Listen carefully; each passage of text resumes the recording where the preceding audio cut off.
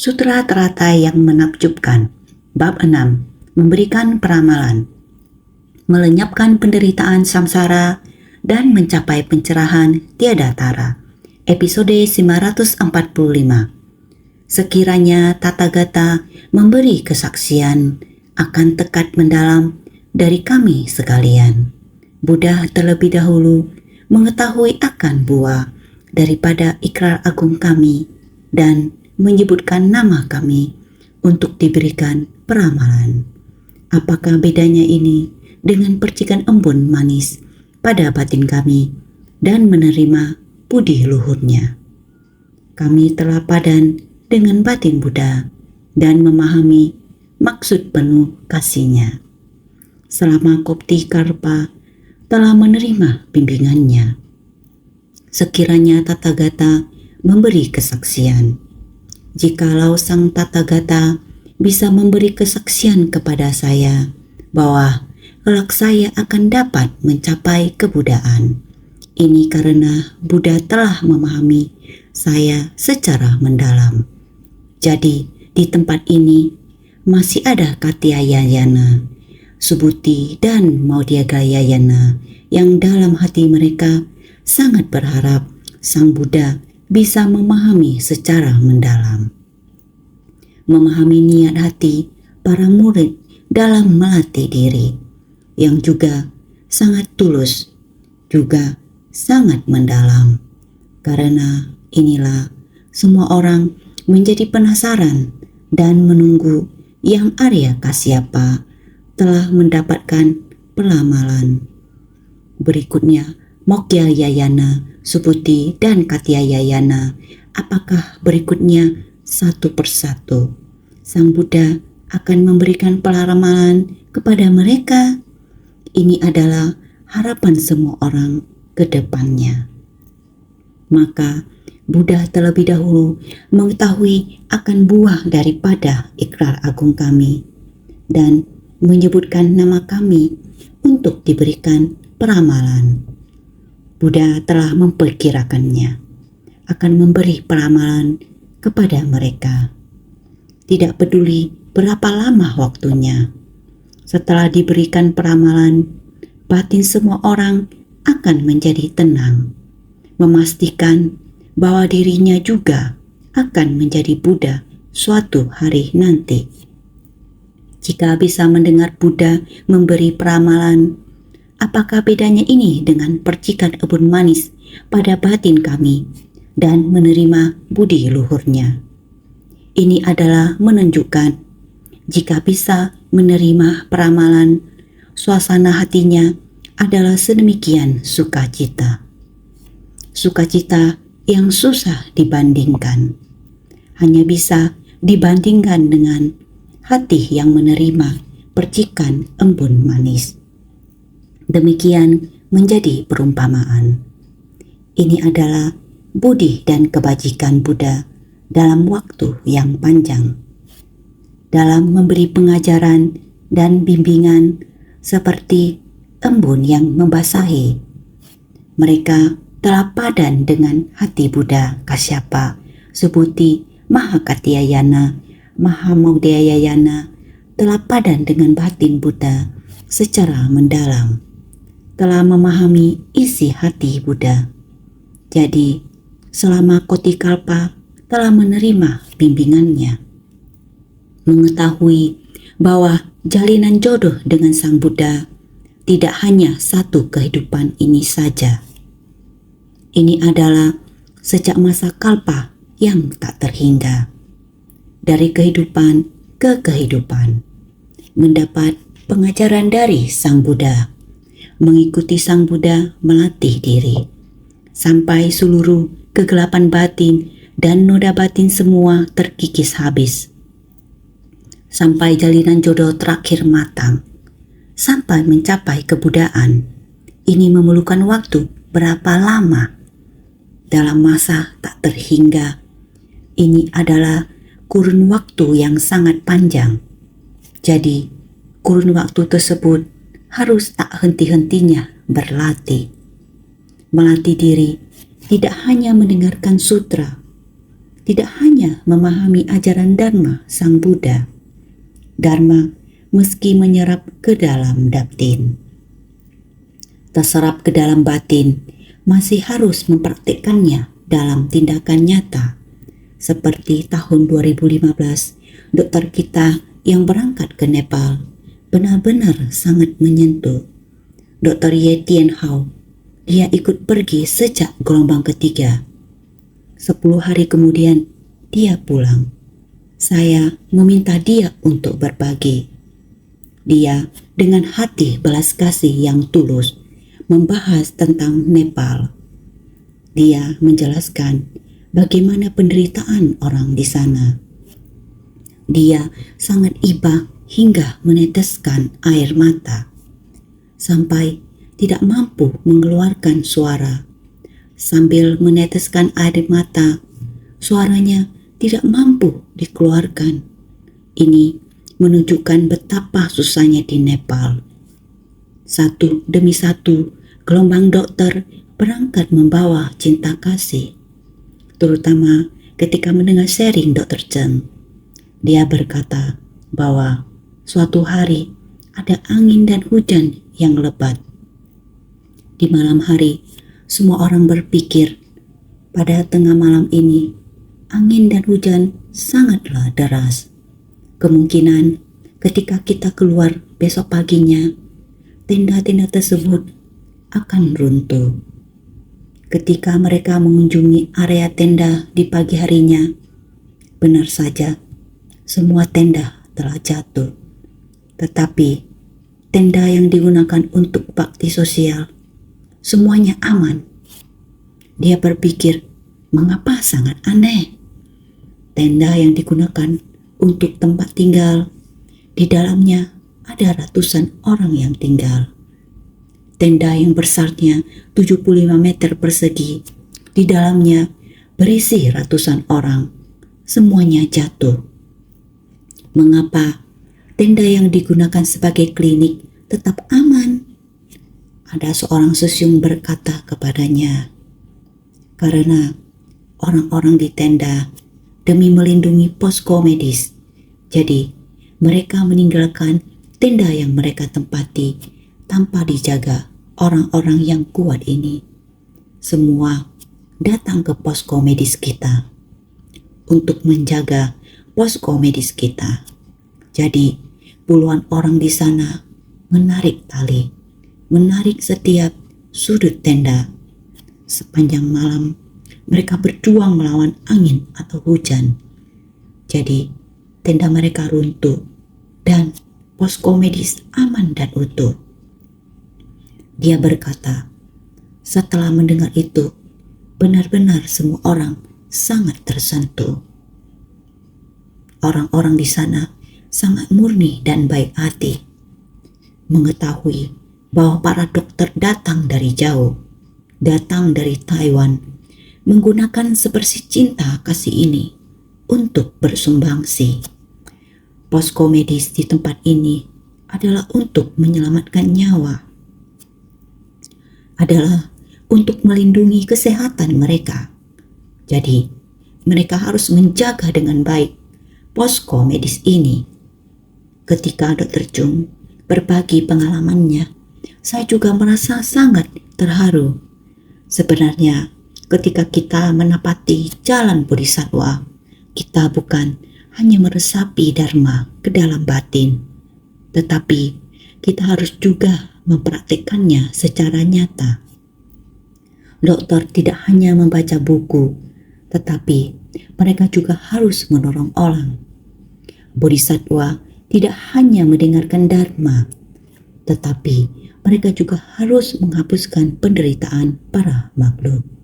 Mereka harus terus melakukan ini untuk jangka waktu yang panjang, sampai setelah berhasil menghapus penderitaan mereka, membawa hidup mereka kehidupan yang aman dan stabil. Hal ini membutuhkan waktu yang panjang. Ini adalah jalan Bodhisattva. Ini yang dinamakan Buddha Dharma. Prinsip dari ajaran Buddha adalah agar kita dapat menemukan nilai kehidupan. Naskah sutra sebelumnya mengatakan, pada ketika itu Mahamoktiyayana, Subhuti, dan Mahakatiyayana semuanya gemetaran dalam kecemasan. Sepenuh hati mengatupkan telapak tangan, memandang dengan hormat pada wajah mulia, tanpa mengalihkan pandangan sekejap pun. Atau Sutra Teratai bab 6, bab memberikan peramalan. Cerita mengenai murid utama Sang Buddha kita sudah menceritakannya. Yang Arya Kasyapa sudah mendapatkan peramalan. Sekarang yang ditunggu-tunggu, 3 di antara 4 ini hatinya masih belum tenang. Apakah saya? Berikutnya, apakah saya atau bukan? Hati sangat tidak tenang.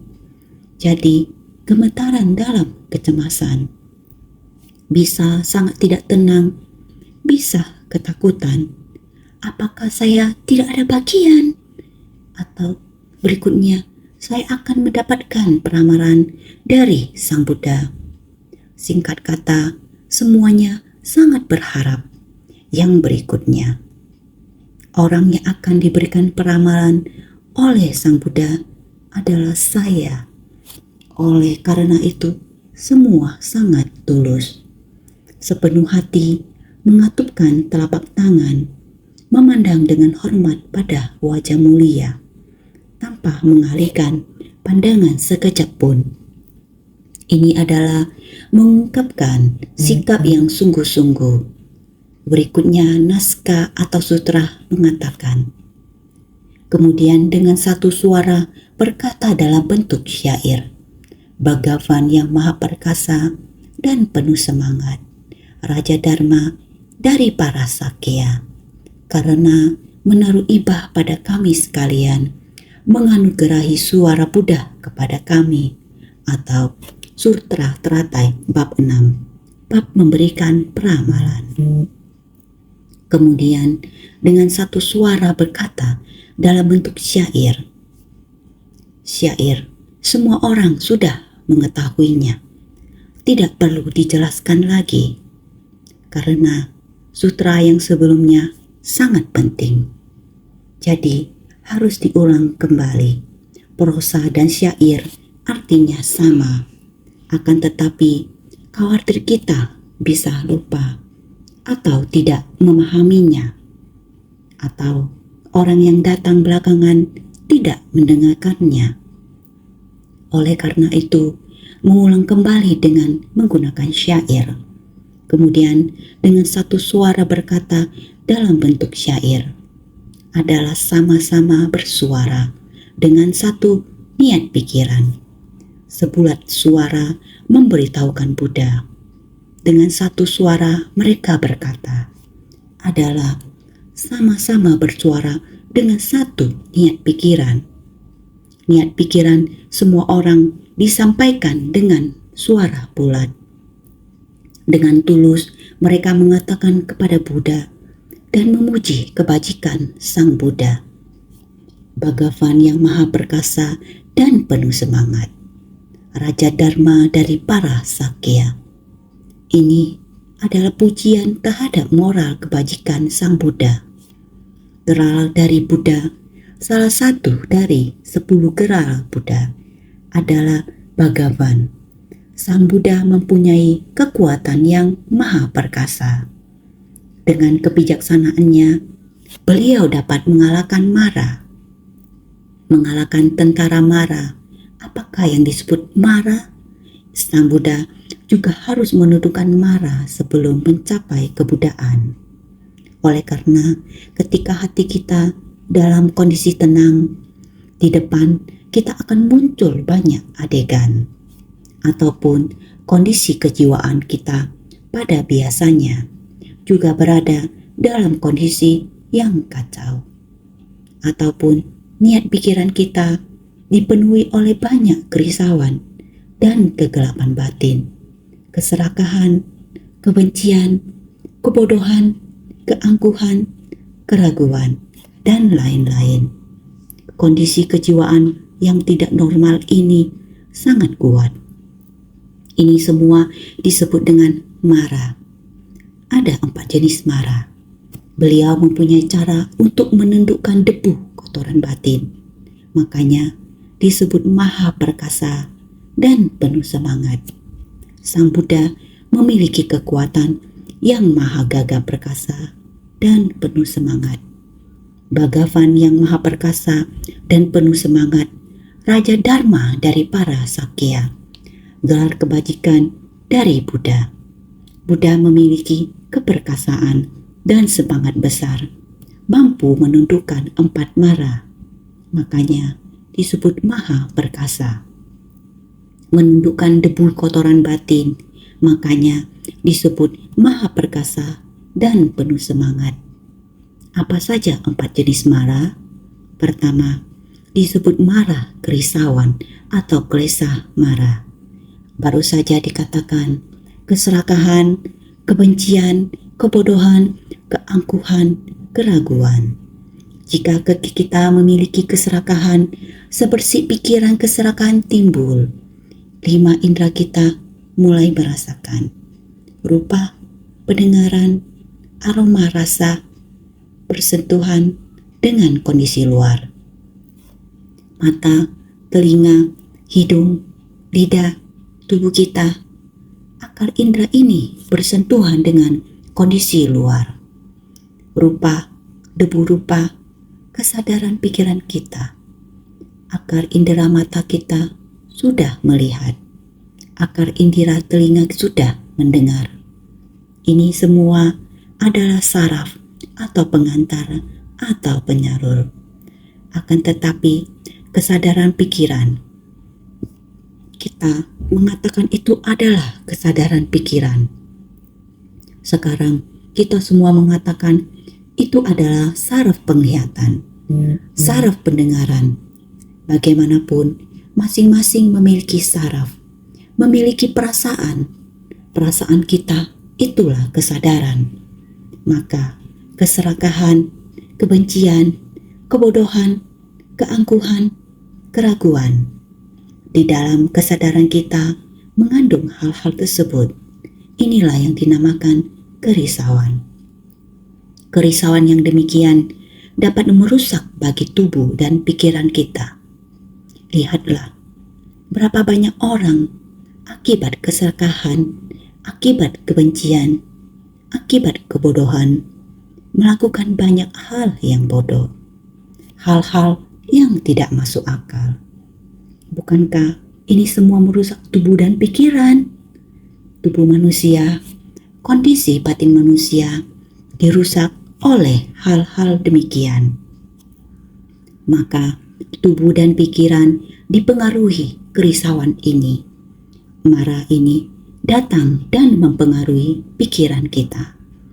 Maka ini disebut mara kerisauan atau klesa mara. Pertama dari 4 mara, mara kerisauan atau klesa mara. Kerisauan berupa keserakahan, kebencian, kebodohan, keangkuhan, keraguan, dan lainnya. Mampu mengganggu dan mencelakai tubuh dan batin. Makanya dinamakan marah. Kedua disebut mara agregat atau skanda mara. Skanda adalah panca skanda, juga disebut 5 agregat atau 5 rintangan. 5 jenis ini berpadunya berbagai hal. Apakah 5 jenis ini? Adalah rupa, perasaan, persepsi, dorongan pikiran, kesadaran. Kita sering menganalisis 5 kata ini. Kita mengatakan bahwa di dunia kita, orang, permasalahan, dan benda tidak dapat dipisahkan dari 5 hal ini.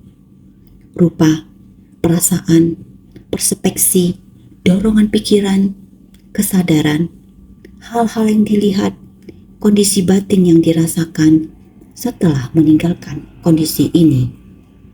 Penampilan tetap ada di pikiran kita. Disebut persepsi. terus tidak dapat terhapus. Kondisi yang telah kita jalinkan terus merengkat di dalam batin kita, menyimpan di dalam pikiran kita. Dengan sendirinya akan memunculkan tindakan untuk menciptakan karma. Benih yang dihasilkan disebut kesadaran. Akan memasuki kesadaran ke-8 kita. Ini disebut kesadaran karma. Kesadaran karma ini adalah kehidupan kita di masa mendatang. Yang dibawa juga adalah kesadaran. Ini disebut karma. Kesadaran karma tentang sebab, kondisi, buah, dan balasan sepenuhnya adalah di dalam kesadaran ini. Kesadaran tersimpan dalam kehidupan kita. Kelak, kita juga akan meninggal dengan membawa kesadaran karma dalam rupa perasaan, persepsi, dorongan pikiran, dan kesadaran. Perbuatan kita jika menciptakan karma berkah, benih berkah kita di kehidupan mendatang membawa atau memberi kita di kehidupan mendatang di lingkungan yang sangat baik, negeri yang aman, lingkungan yang sangat baik buat kehidupan kita. Jika melakukan kejahatan, berbagai macam benih di kehidupan mendatang membawa kita dalam waktu yang lama selalu mengalami musibah akibat ulah manusia, bencana alam, menderita siksaan kelaparan dan kedinginan. Ini juga adalah benih sebab dan kesadaran yang tidak bisa dikendalikan oleh diri sendiri. Seperti ini terus menyeret kita. Jadi, ini yang dinamakan mara agregat atau skanda mara. Skanda disebut juga agregat. Agregat dorongan pikiran adalah dorongan perbuatan yang tanpa disadari diri sendiri tidak sadar dan tidak tahu. Berupa perasaan, persepsi, dorongan pikiran, dan kesadaran. Semua karma yang kita ciptakan adalah di antara ini bisa memunculkan berbagai kerisauan. Jika kita menciptakan berbagai macam karma, seumur hidup berapa lamakah? Sudah pergi, sudah meninggal, datang lagi ke dunia, tidak membawa apapun datang. Hanya datang membawa karma kesadaran. Sang Buddha membabarkan dharma. Kata pertama adalah penderitaan. Penderitaan, sebab penderitaan apa? Itu adalah 5 agregat dan sebagainya. Jadi, dari kehidupan ke kehidupan menderita, ini adalah mara. Juga dinamakan mara agregat. Kedua dari 4 mara, mara agregat atau skanda mara, juga dinamakan mara 5 agregat. 5 agregat dari rupa, perasaan atau vedana, persepsi atau samjana, dorongan pikiran atau samskara, dan kesadaran atau visnana yang bisa memunculkan berbagai kerisauan. Makanya dinamakan mara. Yang ketiga disebut mara kematian atau murtyu mara. Siapa yang tidak akan mati? Setiap orang akan mati. Kedokteran demikian majunya, dokter demikian pintarnya, manusia juga akan mengalami kematian. Maka dinamakan mara kematian atau murtyu mara. Mara kematian dapat mengakhiri hidup manusia, bisa mengakhiri kehidupan manusia bila tiba waktunya. Bagaimana menolongnya juga tidak bisa. Ini yang sangat dikhawatirkan setiap orang. Sakit akibat penyakit, kenapa mesti ke rumah sakit? Bisa takut. Takut apa? Takut mati. Datang ke rumah sakit, harus operasi. operasi beberapa kali. Harus operasi. Baiklah, walaupun takut, tetapi karena nyawa, dia juga akan operasi sekali demi sekali demi menjaga agar tetap hidup. Ketiga dari 4 mara, mara kematian atau martyu mara, menderita akibat perasaan takut pada kematian yang dapat mengakhiri hidup manusia. Makanya dinamakan mara. Terhadap samsara kehidupan ini sangat takut khawatir. Inilah mara kematian atau martyu mara. Yang paling ditakutkan adalah kematian. Maka disebut mara kematian atau martyu mara. Keempat adalah mara parinimita fasa vartin atau paranirmita fasa varta mara. Yang paling dikhawatirkan oleh mara parinimita fasa vartin, jika semua orang pergi membina diri, memutuskan kerisauan 3 kelompok alam akan berkurang alam anak cucu mara, sehingga dia menggunakan berbagai macam cara untuk merusak kebajikan, merusak perbuatan baik, merusak kondisi batin praktisi. Ini dinamakan mara parinirmita fasa vartin atau paranirmita fasa varta mara. Keempat dari 4 mara, mara parinirmita fasa vartin atau paranirmita fasa varta mara, yang mampu merusak perbuatan baik dari orang-orang. Makanya dinamakan mara. Mara parinirmita fasa vartin atau paranirmita fasa varta mara dapat mengacaukan batin manusia. Mengapa dunia bisa kacau? Mengapa dunia ada bencana? Inilah mara parinirmita fasa vartin atau paranirmita fasa varta mara. Membuat batin kita keserakahan, kebencian, kebodohan, keangkuhan, keraguan, sangat membara, seperti membara-bara, sehingga tidak peduli segalanya untuk membunuh orang. Satu perintah mengacaukan masyarakat, mengacaukan negara.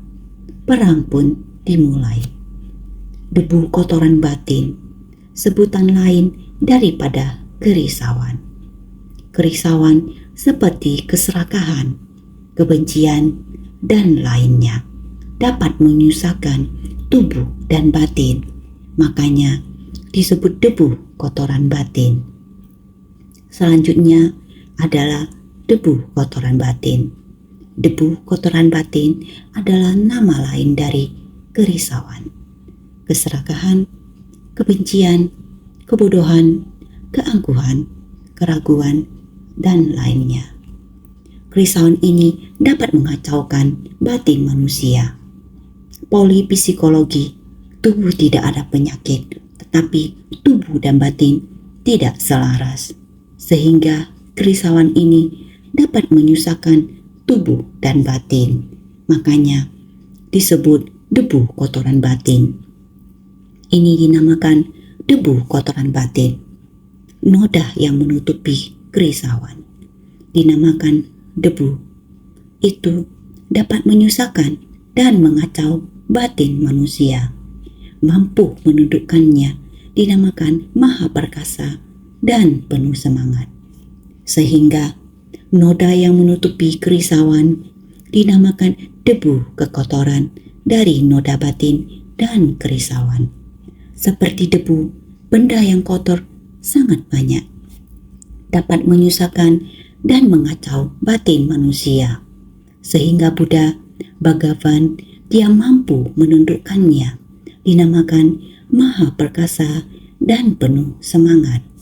Maha perkasa dan penuh semangat ini, dia dapat menundukkan kebencian dari mara ini, sehingga Bhagavan menggunakan kebijaksanaan dan dharma lainnya untuk menghapus ajaran yang tidak baik, Buddha menggunakan kebijaksanaan dengan berbagai cara untuk menghapus kerisauan dan noda batin ini, memberikan cara supaya kita dapat menyelaraskan kerisauan, menggerakkan batin baji kita, dapat melenyapkan penderitaan samsara, supaya kita tahu datang dan pergi dengan leluasa ini.